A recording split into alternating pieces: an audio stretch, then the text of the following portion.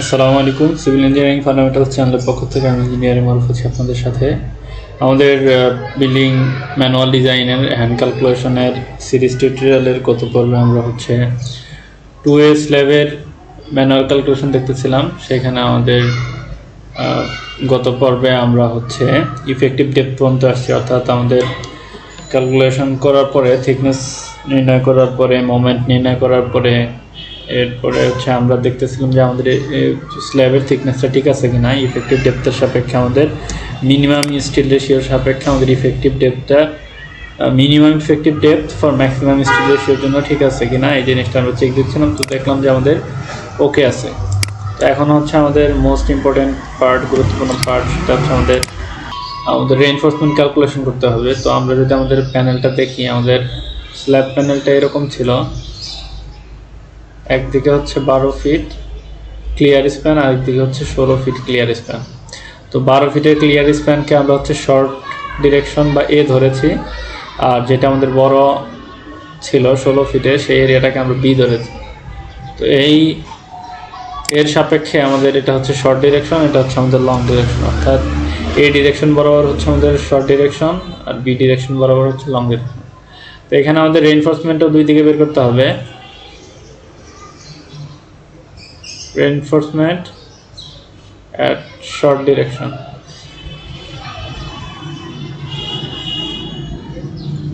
Reinforcement at short direction. তো short ডিরেকশনের ক্ষেত্রে আমাদের দুইটা মোমেন্ট আছে, একটা নেগেটিভ মোমেন্ট। তাহলে নেগেটিভ মোমেন্টের জন্য আমাদের স্টিলের পরিমাণ কত? সূত্র moment divided by pi F Y D minus A by 2। এখানে ডিটা আমাদের ইফেক্টিভ ডেপথ মাত্র যেটা নির্ণয় করেছিলাম আমরা 3.5 ইঞ্চি স্কোয়ার, আর মোমেন্ট নেগেটিভের ম্যাক্সিমাম মোমেন্ট শর্ট ডিরেকশনের ক্ষেত্রে আমরা কিন্তু করতেছি শর্ট ডিরেকশনে। তো এ ডিরেকশন বরাবর, অর্থাৎ শর্ট ডিরেকশন বরাবর moment at a, negative moment at a direction. তো এই ডিরেকশনে আমাদের নেগেটিভ মোমেন্ট আমরা যদি উপরের দিকে যাই তাহলে দেখতে পারবো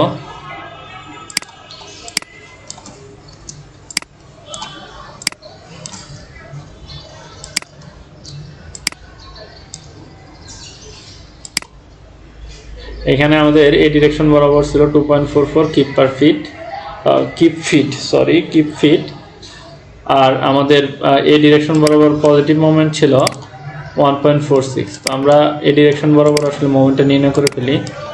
তো মোমেন্ট নির্ণয় করার জন্য আমরা এখানে আসার পরে এখান থেকে আমরা আমাদের ভ্যালুগুলো বসাই। তাহলে আমাদের এখান থেকে মোমেন্টের পরিমাণ ছিল 2.44। যেহেতু কিপ পার ফিট ছিল, আমাদের এরিয়া স্টিলের এরিয়া নির্ণয় করি আমরা মূলত ইঞ্চি স্কোয়ারে, আমাদের জন্য সুবিধা হয়। ফিট বা পাউন্ড ফিট এই এককে যদি ইউজ করি আমরা, পাউন্ড ফিট ইঞ্চি এগুলোতে যদি করি তাহলে আমাদের জন্য সহজ আর কি আমাদের পার্সপেক্টিভে। তো এই জন্য তাহলে এই ছিল আমাদের কিপ পার ফিটে। তো পাউন্ড ইঞ্চিতে নিতে গেলে আমাদেরকে গুণ করতে হবে 1000 দ্বারা। তাহলে আমরা কিপ থেকে পাউন্ডে আসলাম, আর ফিট থেকে ইঞ্চিতে গেলে 12 দ্বারা গুণ করতে হবে। আর ফাই 0.90 এই ইসের ক্ষেত্রে, স্ল্যাবের ক্ষেত্রে ফাইয়ের ভ্যালু, আর সিসির ডিজাইনের ক্ষেত্রে 2A স্ল্যাবের ডিজাইনের ক্ষেত্রে ফাই 0.9। এটা একটা কোএফিসিয়েন্টের ভ্যালু 0.9। আর আমাদের এফআই অর্থাৎ স্টিলের গ্রেডটা 60,000 PSI। তার সাথে আমাদের ডি 3.5। আর এ ইনিশিয়ালি আমি 1 নিলাম, এটা আমাদের ট্রায়ালে 1/2। তো নিলে আমরা আমাদের এস এর পরিমাণটা পাবো 0.18 ইঞ্চি স্কোয়ার। এটা কিন্তু আমাদের রিয়াল না, রিয়ালটা বের করার জন্য আমাদের এই এ কে বের করতে হবে, অর্থাৎ এর পরিমাণটা বের করতে হবে। এর পরিমাণটা বের করার জন্য আমাদেরকে সূত্র ফলো করতে হবে, এ equal S FY 0.85 A prime C into B। এইখান থেকে আমাদের AS এর ভ্যালু বসাই। AS এর ভ্যালু মাত্র যেই ভ্যালুটা বসলাম এই ভ্যালুটা পাবো, তার মানে 0.18 into FY 60,000 divided by 0.85 into A prime C 4000 PSI into B আমাদের 12 ওই লেন্থ বরাবর, বা 1 ফিট, এখানে 1 ফিটের জন্য আমরা কনসিডার করতে 1 ফিট। তারপরে এর ভ্যালু এখান থেকে যদি আমরা ক্যালকুলেশন করি, তার মানে আসে হচ্ছে 0.26। এর ভ্যালু পেয়ে গেলে আমরা হচ্ছে এর ভ্যালুটা এখানে বসাবো, তাহলে অ্যাকচুয়ালটা পাবো। এর ভ্যালু যদি আমরা এখন বসাই, তার মানে আমাদের এইখানে এস এর ভ্যালু অ্যাকচুয়াল এস এর ভ্যালু নেগেটিভ দিকে, অর্থাৎ এই ডিরেকশন বরাবর পাইতেছি আমরা 2.44 into 12,000 divided by 0.90 into 60,000, 3.5 minus 0.26 divided by 2। তো আমরা যদি হিসেব করি, তাহলে আমাদের এস এর পরিমাণটা আসতেছে হচ্ছে 0.16 ইঞ্চি স্কোয়ার পার ফিট। তো আমাদের প্রতি ফিটে হচ্ছে 0.16 ইঞ্চি স্কোয়ার রড লাগতেছে। তো এইকে যদি আমরা স্পেসিংয়ে ভাগ করি, তাহলে এই স্পেসিংয়ে ভাগ করতে গেলে ফর্মুলা হচ্ছে আমাদের যত ডায়ামিটারের বার ইউজ করবো এখান থেকে আমাদের তত ডায়ামিটারের এরিয়া। যেহেতু আমরা স্ল্যাবে 10 মিলিমিটার বার ইউজ করি, তো 10 মিলিমিটার বারের এরিয়া হচ্ছে 0.11 ইন্টু আমাদের 1 ফিট স্ট্রিপ, এই জন্য 12 দ্বারা গুণ করলাম, divided by required spacing, required river area. Required river area হচ্ছে 0.16। তাহলে আমাদের এখান থেকে পাইতেছি মোটামুটি হচ্ছে আমাদের 8 ইঞ্চি সেন্টার। অর্থাৎ আমাদের নেগেটিভ মোমেন্ট যেদিকে আছে, অর্থাৎ এ ডিরেকশন, শর্ট ডিরেকশনে নেগেটিভ মোমেন্ট, অর্থাৎ 12-র দিকে নেগেটিভ মোমেন্ট আমাদের হচ্ছে, তাহলে 8 ইঞ্চি পরপর রড দিতে হবে। তো অ্যাকচুয়ালি আমাদের বাস্তবে তাই লাগে। আমাদের স্ল্যাব যদি 2-ওয়ে স্ল্যাব হয়, তাহলে শর্ট ডিরেকশনে যে রডগুলো বসাবো, অর্থাৎ এই যে লম্বালম্বি যে রডগুলো হবে, এগুলোর স্পেসিংটা ঘন হয়।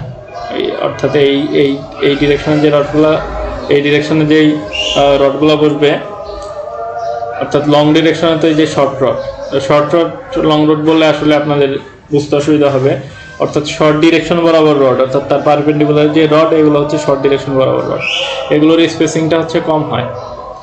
যেহেতু এটাতে 8 ইঞ্চি পরপর, তার মানে আমাদের অল্টার ক্র্যাঙ্ক করলে হচ্ছে 16 ইঞ্চি সেন্টার অল্টার সিকেডি দিলেই হয়ে যাচ্ছে আমাদের।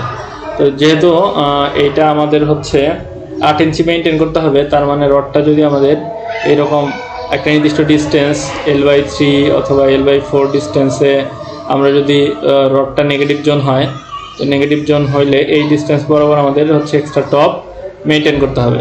8 ইঞ্চি পরপর আমাদের হচ্ছে যে এই নেগেটিভ রডটা, অর্থাৎ টপ রডটা আমাদের মেনটেন করতে হবে, 8 ইঞ্চি পরপর মেনটেন করতে হবে। এই জন্য কিন্তু আমরা এখানে দিয়েছি কি, অল্টার ক্র্যাঙ্ক করে দিয়েছি 16 ইঞ্চি পরপর। তো অল্টার ক্র্যাঙ্ক করলে মাঝখানে রড লাগলে আমরা একটা এক্সট্রা টপ, এখানে একটা এক্সট্রা টপ প্রোভাইড করতে পারি, তাহলে আমাদের 8 ইঞ্চি সেন্টার এখানে মেকআপ করবে, কাভার করবে। তো আমাদের নেগেটিভ দিকে, অর্থাৎ নেগেটিভ জোনে শর্ট ডিরেকশন বরাবর রড নির্ণয় করা শেষ হইল। এখন পজিটিভ অর্থাৎ শর্ট ডিরেকশনে পজিটিভে যে এই মাঝখানের অংশে কী পরিমাণ রড লাগে, এই জিনিসটা আমরা নির্ণয় করবো। তো করার জন্য তার মানে পজিটিভ এস সমান সেম একই সূত্র, mu ডিভাইডেড বাই 0.90, তারপরে আমাদের হচ্ছে FY D মাইনাস A/2। এইখান থেকে আমরা যদি আমাদের ভ্যালুগুলো বসাই, পজিটিভে আমাদের শর্ট ডিরেকশন বরাবর পজিটিভ মোমেন্ট ছিল আমাদের 1.46। তো 1.46 ইন্টু 12,000 ডিভাইডেড বাই আমাদের 0.90 ইন্টু FY হচ্ছে 60,000 আর ডি হচ্ছে আমাদের 3.5। তো এখান থেকে আমরা এ নির্ণয় করব। এ সেম একইভাবে এ নির্ণয় হচ্ছে আমাদের AS/FY D AS/FY 0.85 F'(C) B। এই সূত্র দিয়ে আমরা হচ্ছে এ নির্ণয় করব। অর্থাৎ এই যে এই সূত্র, আমাদের এই সূত্র দিয়ে আমরা এটাকে আবার যাচাই করব, অ্যাকচুয়ালি এটা নির্ণয় করব। তো অ্যাকচুয়ালি যদি আমরা এখানে ক্যালকুলেশন করি, অ্যাকচুয়ালি এর পরিমাণ দাঁড়াইতেছে হচ্ছে আমাদের 0.24 ডিভাইডেড বাই 2, তার মানে আমাদের এখান থেকে রেইনফোর্সমেন্ট লাগে হচ্ছে 0.09 ইঞ্চি স্কোয়ার পার ফিট, যেটা হচ্ছে আমাদের অনেক কম। একে যদি আমরা স্পেসিংয়ে কনভার্ট করি তাহলে মোটামুটি হচ্ছে আমাদের 14 ইঞ্চি সেন্টার চলে আসে। এখানে অনেক স্পেসিং চলে আসে। বাস্তবে আমরা এতখানি স্পেসিং আসলে প্রোভাইড করব না, আমরা এখান থেকে স্পেসিংটা কমাই দেব। বাস্তবে যখন করি আমাদের স্পেসিংটা মোটামুটি আমরা হচ্ছে 7 ইঞ্চি অথবা 8 ইঞ্চি সেন্টার রাখার চেষ্টা করি। এটাও হচ্ছে অনেক, গ্রামের দিকে দেখবেন এর থেকে কম দেয়, 5-6 দেয়, কিন্তু আমরা হচ্ছে আমাদের মোটামুটি 7-8-এর মধ্যে রাখবো স্পেসিংটা, এই আর কি। যেহেতু আমরা ম্যাথ করতেছি, ম্যাথে আমাদের যা আসবে আমাদের পরীক্ষার খাতায় তো তাই দিতে হবে। এখানে তো আমাদের আসলে পরীক্ষার খাতায় আমাদের ম্যাথ থেকে যে ক্যালকুলেশনটা আসবে এই ক্যালকুলেশনটাই দিতে হবে। তো এখান থেকে আমাদের তাহলে স্ল্যাব প্যানেলটা যদি ড্র করি, স্ল্যাব প্যানেলের শর্ট ডিরেকশন বরাবর এই নেগেটিভ জোনেরও রেইনফোর্সমেন্ট পাইছি, পজিটিভ জোনেরও রেইনফোর্সমেন্ট পাইছি। এখন আমাদের এই লং ডিরেকশন বরাবর অর্থাৎ বি ডিরেকশন বরাবর এই রডগুলো আমাদের এর পারপেন্ডিকুলারে যে রডগুলো আছে এই রডগুলো বের করতে হবে। তো করার জন্য তাহলে মাইনাস এস কোন ডিরেকশন, বি ডিরেকশন বা লং ডিরেকশন বরাবর, সেম একই সূত্র M U divided by phi F Y D minus A by 2। তো ফাইয়ের ভ্যালু হচ্ছে আমাদের কোএফিসিয়েন্টের 0.90 আর ওয়াই হচ্ছে 60,000 আর ডি হচ্ছে 3.5, আমরা এই জন্য আগে ডি বের করে নিয়েছি। আর এটা হচ্ছে আমাদের এ নির্ণয় করব অ্যাকচুয়াল, আগে হচ্ছে অ্যাজিউম তারপরে হচ্ছে অ্যাকচুয়াল। তো অ্যাকচুয়াল এখানে আমাদের বি ডিরেকশন বরাবর নেগেটিভ মোমেন্ট ছিল, যদি আমরা দেখি লং ডিরেকশন বরাবর আমাদের আগের ক্লাসটা যদি আমরা দেখি 1.37, তার সাথে আমরা হচ্ছে 1 ফিট স্ট্রিপ আর পাউন্ড ফিটে পিএসআইতে নেওয়ার জন্য আমরা হচ্ছে এখানে 1000 দ্বারা গুণ করেছি। গুণ করার পরে আমাদের এখান থেকে আমরা একটা ভ্যালুটা পাই, এখান থেকে 0.28 এর ভ্যালু আসে 2, ভাগ করলে আমাদের আসে হচ্ছে 0.09 ইঞ্চি স্কোয়ার পার ফিট। তার মানে এই রড আর হচ্ছে আমার এই রডটা সেম চলে আসছে, অর্থাৎ আমার স্ল্যাব প্যানেলের নেগেটিভ জোনটা মূলত চারদিকে বাউন্ডারি এইরকম বাউন্ডারি হতে হয় আর কি, এবং এটা হচ্ছে আপনার L/3, L/4, L/5 হতে পারে, এইভাবে হচ্ছে আমরা দিয়ে থাকি। তো এটা আমরা ডিটেলিংয়ের ক্ষেত্রে দেখব, এখানে আসলে এই জিনিসটা বোঝার দরকার নাই। এইখানে আমাদের তাহলে 0.09 ইঞ্চি স্কোয়ার পার ফিট চলে আসছে। আর আমাদের পজিটিভ যদি দেখি এস অর্থাৎ লং ডিরেকশন বরাবর সেম একই সূত্র M U divided by phi F Y, same একই সূত্র আমরা বসাই, তাহলে আমাদের পজিটিভ ডিরেকশন লং ডিরেকশন বরাবর পজিটিভ মোমেন্ট ছিল আমাদের 0.79 কিপ পার ফিট ছিল, 0.79 কিপ পার ফিট। তাহলে আমরা একে হচ্ছে পিএসআইতে নেওয়ার জন্য পাউন্ড পার ফিটে পাউন্ড পার ইঞ্চিতে নেওয়ার জন্য বা ইঞ্চি স্কোয়ারে ইঞ্চিতে নেওয়ার জন্য আমরা হচ্ছে একে গুণ করছি 12, 1 ফিট স্ট্রিপ আর 1000 দ্বারা গুণ করছি। করার পরে এখান থেকে সেম একই সূত্র আমাদের কোএফিসিয়েন্ট ফাই এর ভ্যালু হচ্ছে 0.90 আর স্টিলের হচ্ছে 60,000 আর ডি হচ্ছে 3.5। এখান থেকে যদি আমরা অ্যাকচুয়াল এ নির্ণয় করি, এর ভ্যালু আসতেছে হচ্ছে আমাদের 0.24 ডিভাইডেড বাই 2, তার মানে এখান থেকে আমাদের দাঁড়াইলো হচ্ছে 0.08 ইঞ্চি স্কোয়ার পার ফিট। আমাদের দেখতে হবে যে রড আমাদের যাই লাগুক, দেখলাম যে 0.09, 0.08 এই রড লাগছে আমাদের, কিন্তু আমাদের এত বেশি যদি লাগে আমাদের একটা মিনিমাম স্টিল প্রোভাইড করতে হয় এসিআই কোড অনুযায়ী। তো মিনিমাম স্টিল প্রোভাইড করার ক্ষেত্রে আমাদের কিছু ফর্মুলা আছে, তার মানে আমাদের না লাগলেও ওই পরিমাণ রড আমাদের দিতে হবে, না লাগলে ওই পরিমাণ রড দিতে হবে। তো আমাদের minimum steel, minimum required steel এই জিনিসটা আমরা হচ্ছে এখন দেখব। তো মিনিমাম রিকোয়ার্ড স্টিল বা স্টিল এরিয়া, এই স্টিলের ক্ষেত্রে আমাদের সূত্র হচ্ছে এএস মিনিমাম 0.002 ইন্টু বিডি।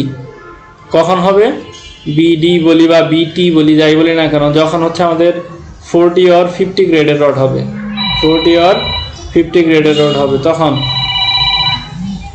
আর এস মিনিমাম আমাদের হচ্ছে 0.0018 বিটি তখন হবে যখন আমাদের হচ্ছে 60 গ্রেডের স্টিল আমরা হচ্ছে ব্যবহার করব। যেহেতু আমরা আমাদের এখানে 60 গ্রেড ইউজ করতেছি, তার মানে আমাদের সূত্রটা হচ্ছে এস মিনিমামের এই সূত্রটা 0.0018 বিটি, আমরা এই সূত্রটা অ্যাপ্লাই করব।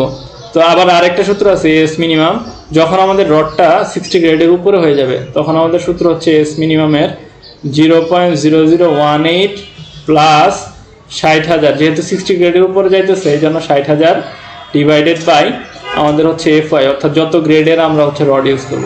এখান থেকে যে ভ্যালু আসবে তার সাথে বি ইন্টু টি গুণ করব।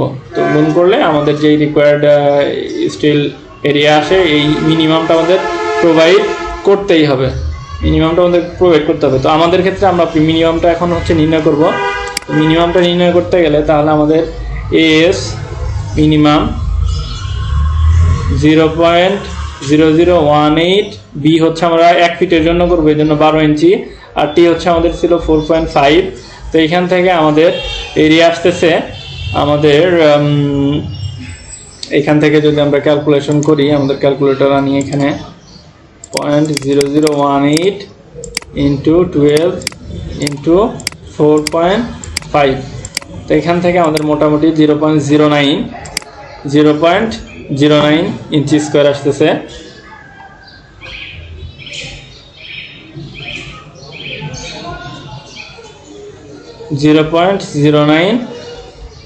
ইঞ্চি স্কোয়ার পার ফিট আসতেছে। তার মানে আমাদের না লাগলেও আমাদের হচ্ছে 0.09 inch square per feet rod provide করতে হবে। যদি আমরা আমাদের এখানে উপরের দিকে যাই দেখি, তো আমাদের এর থেকে কম রড আছে কিনা দেখি, এর থেকে কম 0.08, এই যে কম আছে, আমরা এখানে 0.08 প্রোভাইড করতে পারবো না, আমাদের 0.09 প্রোভাইড করতে হবে।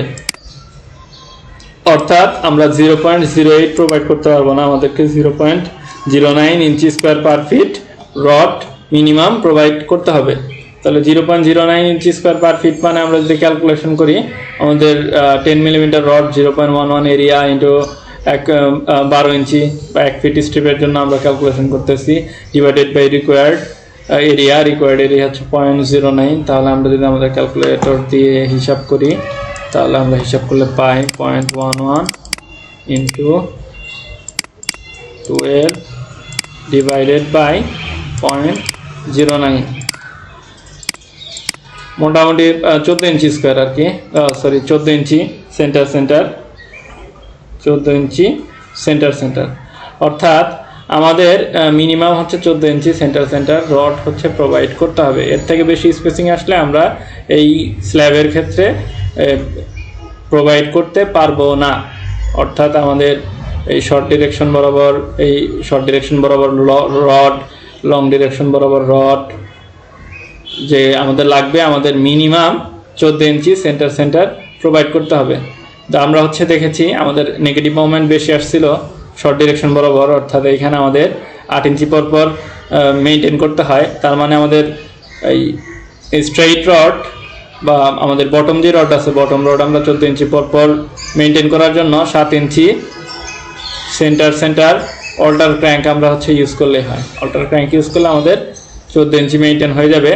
হওয়ার পরে আমাদের এইখানে এক্সট্রা টপের ক্ষেত্রে যদি দেখি, আমাদের এক্সট্রা টপ এই শর্ট ডিরেকশনে যদি আমাদের যেহেতু এইদিকে ডিসকন্টিনিউয়াস এজ, এইদিকে ডিসকন্টিনিউয়াস এজ, এইদিকে কন্টিনিউয়াস এজ, আমরা এই ক্ষেত্রে তাহলে L/5 নিতে পারি। L/5 নেগেটিভ জোনে আমরা হচ্ছে এক্সট্রা টপ প্রোভাইড করতে পারি।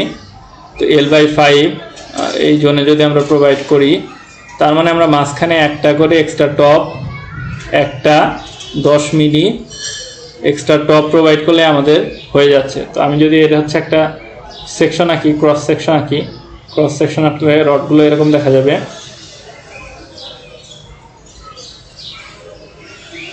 Ctrl Z,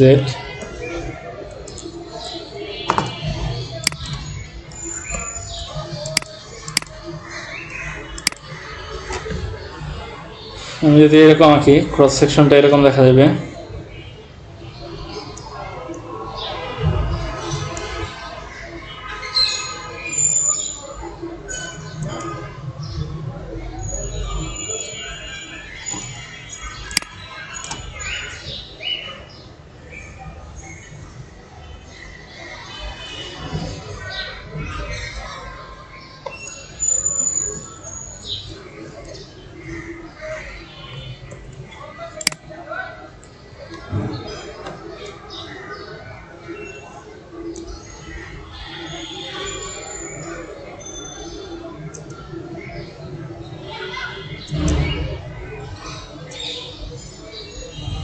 আমাদের স্ল্যাব হয় এই হচ্ছে আমরা ক্র্যাঙ্ক করে রডটা দিলাম, একটা রড তো আমাদের হচ্ছে এখানে কন্টিনিউয়াসলি চলে যাবে আর মাঝখানে একটা অল্টার ক্র্যাঙ্ক।